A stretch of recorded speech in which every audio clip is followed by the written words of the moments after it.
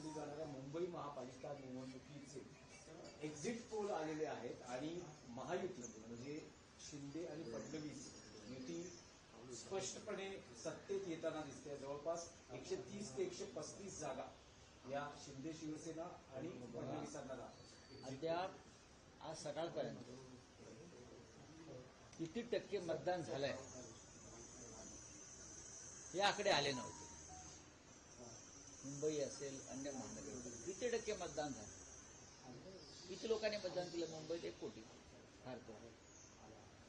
पण किती टक्के मतदान झालं हे निवडणूक आयोग सांगत नव्हतं. पण एक्झिट पोल टक्केवारीच्या जणू वाटेच बघत होती. आणि मतदान काही ठिकाणी मतदान सुरू असताना काही ठिकाणी रांगा लागलेल्याच होत्या. मतदान सुरू होतं आणि ह्यांचे एक्झिट पोल आले. येऊ द्या ना, काय हरकत नाही. एक्झिट पोल येऊ द्या, अजून काही पोल येऊ द्या. लोकांनी मतदान केलेलं आहे. मतदानात ज्यांना घोटाळे करायचे त्यांनी ते केलेले आहेत. प्रचंड पैशाचं वाटप नक्कीच झालेलं आहे. शाई पुसली गेलेली आहे. तरीही आम्ही खात्रीनं सांगतो निकाल लागला, मतमोजणी सुरू होऊ. तमाम मराठी माणसांनी, मुंबईकरांनी शिवसेना, महाराष्ट्र नवनिर्माण सेना आणि राष्ट्रवादी काँग्रेस शरद पवार यांच्या युतीला मतदान केलेलं आहे. काल 6 वाजता भारतीय जनता पक्षाचे काही प्रमुख लोक आणि पालिका आयुक्त गगराणी यांची प्रदीर्घ मिटिंग झाली. त्याची सीसीटीव्ही फुटेज सुद्धा आहे. प्रदीर्घ मिटिंग झाली. बाहेर त्यांना भेटण्यासाठी मोठ्या संख्येने लोक जमा झाले होते. का तर आम्हाला मतदान आमचं होऊ शकलं नाही, आमची नावं वगळलेली आहेत, गोंधळ आहे, हे तक्रार घेऊन लोक महापालिका आयुक्तांना भेटायला आले होते. आणि सांगण्यात आलं की महापालिका आयुक्त कार्यालयात नाहीत, पण ते दुसऱ्या एका खोलीत बसून भारतीय जनता पक्षाच्या लोकांबरोबर बैठक घेत होते. हे आता समोर आलेलं आहे. आता कोणी काही म्हणू द्या, कशा करता या बैठका घेताय तुम्ही राजकीय पक्षांबरोबर? तुमचा काय अजेंडा ठरला आहे? कशा करता? काल ज्या प्रकारच्या तक्रारी या नवीन नाहीये. भारतीय जनता पक्षाचं राज्य महाराष्ट्रात देशात आल्यापासून या नेहमीच्या तक्रारी. ईव्हीएम मशीन बंद पडणं,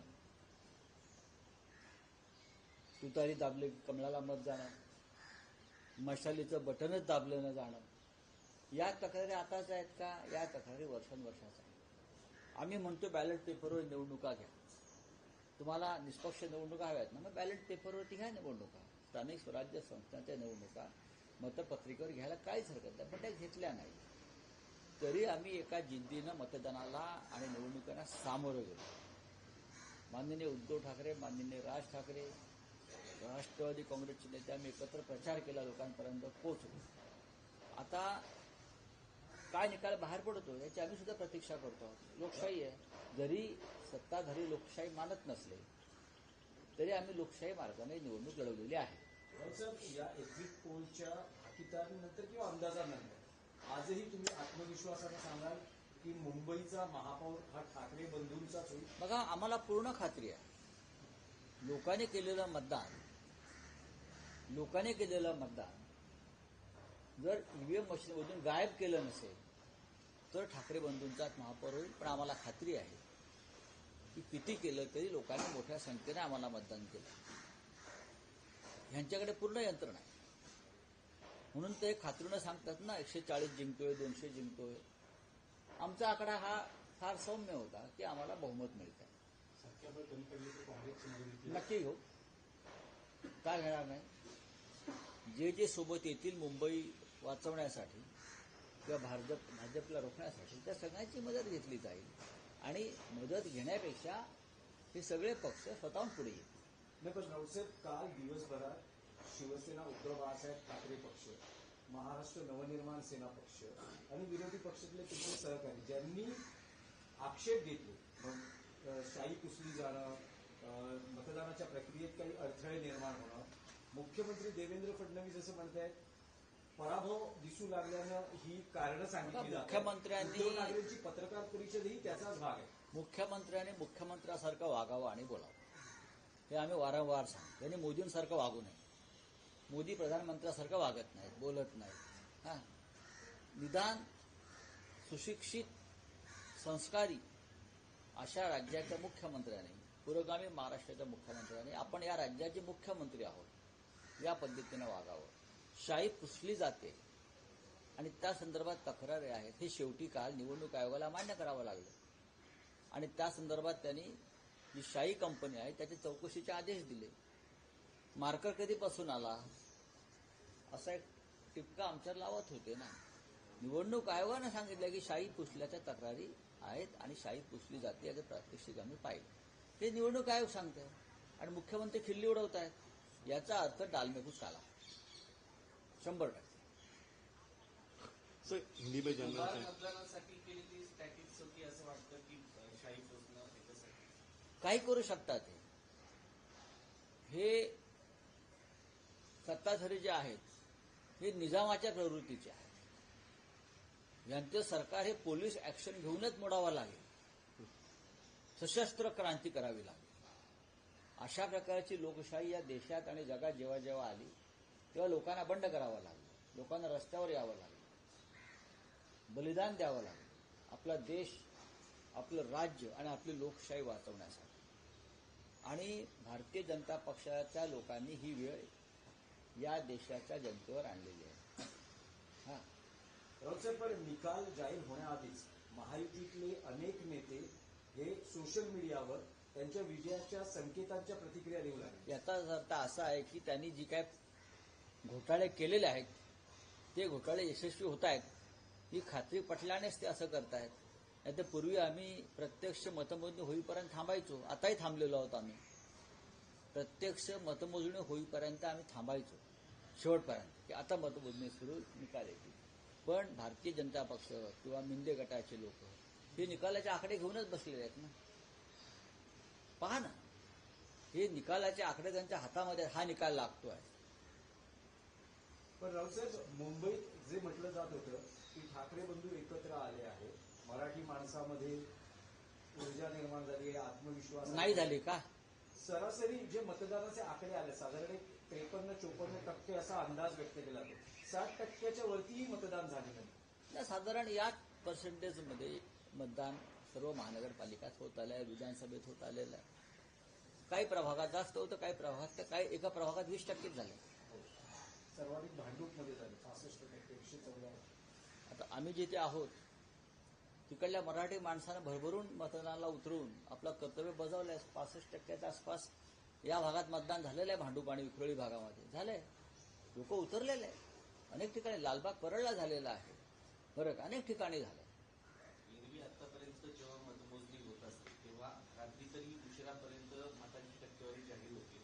आता मतमोजणी सुरू होते, निवडणूक आयोग मतांची टक्केवारी जाहीर करतो. रात्री आम्ही मध्यरात्रीपर्यंत वाट पाहतो की किती टक्के मतदान झालंय. वेगळे आकडे येत होते. तेव्हा आज सकाळी मला समजलं की 52% आसपास मतदान. आज सकाळपर्यंत का वेळ लागावा? मुंबई शहराची यंत्रणा महापालिकेची फार मजबूत आहे. आम्ही एका मुंबई शहराची ठाण्याची यंत्रणा वेगळी आहे. प्रत्येक शहराच्या महानगरपालिकेची यंत्रणा वेगळी असताना टक्केवारीसाठी इतका का हे बसून रात्री संध्याकाळी ठरवलं का? भारतीय जनता पक्षाचे लोक बसले होते की किती टक्के आकडेवारी आपण जाहीर करायची, हे बसून ठरलं का? आणि त्यानंतर सकाळी आकडेवारी आली. राऊतसाहेब, तुम्ही म्हणाल की भाजपचे काही नेते महापालिका आयुक्तांना भेटले, काही बैठक झाली, तर ह्या काही निकाला आधीच सत्ता स्थापनेच्या हालचाली सुरू झाल्या. नक्की अजून निकाल लागायचे आहेत. आम्हाला पूर्ण खात्री आहे की आमचाच महापौर बसेल. पण तो महापौर बसवला जाऊ नये म्हणून आता मतमोजणीच्या वेळी काय घोटाळे करतात का? काल त्यांनी प्रचंड घोटाळे केले वॉर्डामध्ये की मराठी मतदारांना मतदान केंद्रापर्यंत जाता येऊ नये. त्यांची नावच वगळली गेली, त्यांचे पत्ते बदलले गेले, त्यांचे फोटो बदलले गेले. हा, वोटर आयडी कार्ड ज्यांच्याकडे आहे त्यांचं नाव मतदार यादीमध्ये नाही. अशी साधारण हजारो तक्रारी काल संध्याकाळपर्यंत आमच्याकडे आल्या. तुमच्याकडे होतं आणि सीबीआय अशी काही एंट्री होऊ शकते कशामध्ये? निकालानंतर. नाही, बघू ना. नगरसेवक फोडाफोडीची प्रकार होती का? नाही, आमचे कोणी फुटणार नाही. काँग्रेसचे फुटणार नाही. जे आता राहिलेले आहेत ते कडवट आहे. चला. सो वोटिंग के टाइम पे देखा गया कि बूथ पे एक शिवसेना का पोस्टर लगाया गया था और नाम जो है वो लिस्ट में से गायब थे. ये आप किससे देखते हैं इसको? देखिए, बात ऐसी है कि मुंबई जैसे शहर में जो वोटिंग पैटर्न चलाया सरकार ने, ये बेहद गंभीर बात है. हजारों लोगों के नाम गायब रहे जिसने विधानसभा में वोट किया है, और ऐसे एरिया से गायब हो गए जहां शिवसेना को या महाराष्ट्र नवनिर्माण सेना को या कांग्रेस को वोट हुए. वहां से हजारों लोगों के नाम गायब हो गए. ये पहली बात. दूसरी बात, ईवीएम मशीन बार बार बंद होती रही बहुत से प्रभावों में. जहां राष्ट्रवादी कांग्रेस को बटन दबाया गया वहां कमल के ऊपर लाइट ऑन होती है. वैसा मशाल का हो गया, वैसा इंजन का हो गया. और चुनाव आयोग के जो लोग हैं वो हमारी शिकायत सुनने को तैयार है. सो वोटिंग कल पर्सन शाम को 6 बजे तुरंत ये वोटिंग खत्म होने के बाद मुंबई महापालिका के कमिश्नर और बीजेपी के लोगों में, वरिष्ठ लोगों में एक मीटिंग हो गई. क्यों हो गई? कोड ऑफ कंडक्ट चल रहा है, आचार संहिता चल रही है. आप 1.5 घंटे तक कमिश्नर के साथ बैठते हो और क्या तय करते हो? आज का जो रिजल्ट है वो आपने तय किया. ये बहुत गंभीर बात है. सो वोटिंग परसेंटेज अभी तक नहीं आया था, सुबह तक नहीं आई थी. देखिए, वोटिंग परसेंटेज सुबह तक नहीं आया, लेकिन कल शाम को 5 बजे से एग्जिट पोल आना शुरू हो गया. हम लोग इंतजार कर रहे थे वोटिंग परसेंटेज का, और उससे पहले एग्जिट पोल आ गए. ये क्या तमाशा है? कुछ जगह पर वोटिंग चल रही थी, क्योंकि बड़ी बड़ी कतार लगी थी, क्यूज लगे थे, लोगों की भीड़ थी बूथ पर. और यहाँ एग्जिट पोल बीजेपी ने धड़ाधड़ डालना शुरू कर दिया, और हम लोग जीत रहे हैं, हमारा मेयर हो रहा है. ये नाचना गाना शुरू हो गया उनका. ये कौन सी डेमोक्रेसी है? सर, आपका मेयर आएगा, आपको लगता है कि किस तरह से आपकी वोटिंग इस वजह देखिए, हमने बताई गई है? हमने लोगों को पूरा भरोसा दिया कि डरो मत. ये भारतीय जनता पार्टी वाले, शिंदे वाले, अजित पवार वाले चाहे कितनी भी बुरा काम करें, लेकिन आप डरो मत. आप लोगों ने वोट किया है हमको. अब अगर ईवीएम से वोट गायब किया तो अलग बात है, लेकिन हमें लगता नहीं. चलिए, थैंक यू. सर, मिनीकर्णी का घाट तोड़ा जा रहा है ये वाराणसी में, और कॉन्ट्रैक्टर के लिए वो तोड़ा जा रहा है, ऐसा कहा जा रहा है. अहिल्याबाई होलकर इस देश की एक बहुत बड़ी विरासत है. उनकी विचारधारा, उनका प्रशासन, उनका काम. ये योद्धा थी, महाराष्ट्र से थी. काशी में बहुत से सामाजिक कार्य अहिल्याबाई ने किया है. धर्मशाला, घाट बांधे. अब नई सरकार जो आई है योगी जी की, उसने तोड़ना शुरू कर दिया है. मुझे बहुत दुख हो गया कि अहिल्याबाई का एक स्टैचू भी तोड़ दिया है. अहिल्याबाई का स्टैचू तोड़ दिया. हाँ, उनका काम खत्म कर दिया पूरा, वहां जो रखा था, किया था. बात ऐसी है कि महाराष्ट्र की मुख्यमंत्री को भी उसका दुख होना चाहिए. अहिल्याबाई महाराष्ट्र से बिलोंग करती थी. होलकर जो घराना है वो महाराष्ट्र से बिलोंग करता है, बाद में वहां चलेगा. मध्य प्रदेश की जनता को भी गुस्सा आना चाहिए, और महाराष्ट्र के मुख्यमंत्री ने भी योगी जी से बात करनी चाहिए. लेकिन अभी तो सब टूट गया. उनका स्टैच्यू तक तोड़ा, पुतला तक तोड़ दिया. हम लोग क्या कर रहे हैं? चलो.